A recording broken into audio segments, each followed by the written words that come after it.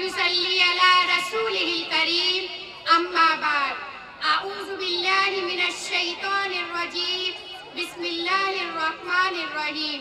میرے محترم اساتذہ اکرام اور میرے عزیز ساتھیوں، السلام علیکم ورحمۃ اللہ وبرکاتہ۔ آج مجھے جس موضوع پر لب کشائی کہنے کا موقع ملا ہے وہ ہے کلمہ طیبہ کا مقصد۔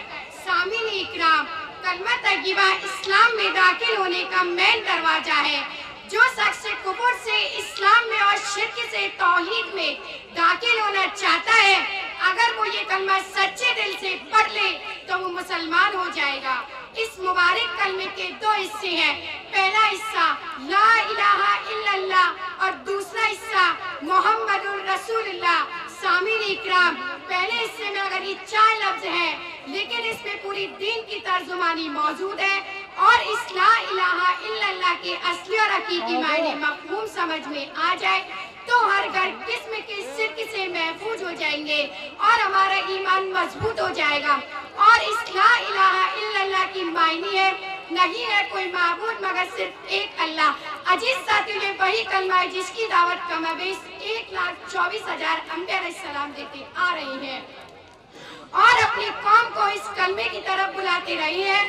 چنانچہ حضرت نوح علیہ السلام نے 950 سال تک اس کلمے کی دعوت دی۔ اسی طرح حضرت ہود علیہ السلام نے بھی اس کلمے کی دعوت دی۔ اسی طرح حضرت ادریس علیہ السلام نے بھی اس کلمے کی دعوت دی۔ حضرت اسحاق علیہ السلام نے بھی اس کلمے کی دعوت دی۔ حضرت موسیٰ علیہ السلام نے بھی اس کلمے کی دعوت دی۔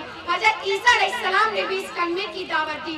اور سب سے آخر میں میرے اور آپ کے پیارے محبوب صلی اللہ علیہ وسلم نے بھی اس کلمے کی دعوت دی اور فرمایا یا ایھا الناس قولوا لا الہ الا اللہ تفلحون۔ اے لوگوں، لا الہ الا اللہ کی گواہی دو، تم کامیاب ہو جاؤ گے۔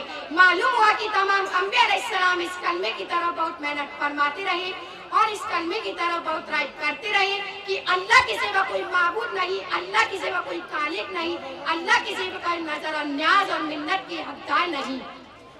سامعین اکرام، کلمہ توحید کی دعوت کے نتیجے میں حضور اکرم صلی اللہ علیہ وسلم نے مصائب کے بعد برداشت کیے، دندان مبارک شہید کرائے، جس میں اطہر زخمی کرائے، گھر بار چھوڑ دیا مگر کلمہ نہیں چھوڑا، صحابہ اکرام لہولال ہو گئے مگر کلمہ نہیں چھوڑا، اہل بیت رسول اللہ صلی اللہ علیہ وسلم لہولال ہو گئے مگر کلمہ نہیں چھوڑا۔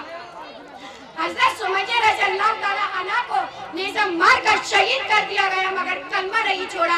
حضرت حذیفہ سہمی رضی اللہ تعالیٰ عنہ کو ابلتے ہوئے پانی میں ڈالا گیا مگر کلمہ نہیں چھوڑا۔ آخر کیوں نہیں چھوڑا؟ سامعین اکرام، آخر کیوں نہیں چھوڑا؟ اس کے لیے کہ کلمہ رسول اللہ صلی اللہ علیہ وسلم کا منصور تھا، اس کے لیے کہ کلمہ رسول اللہ صلی اللہ علیہ وسلم کا دستور تھا۔ سامعین اکرام، اس کلمے کا دوسرا حصہ محمد الرسول اللہ یعنی حضرت محمد مصطفیٰ صلی اللہ علیہ وسلم اللہ کے رسول ہیں۔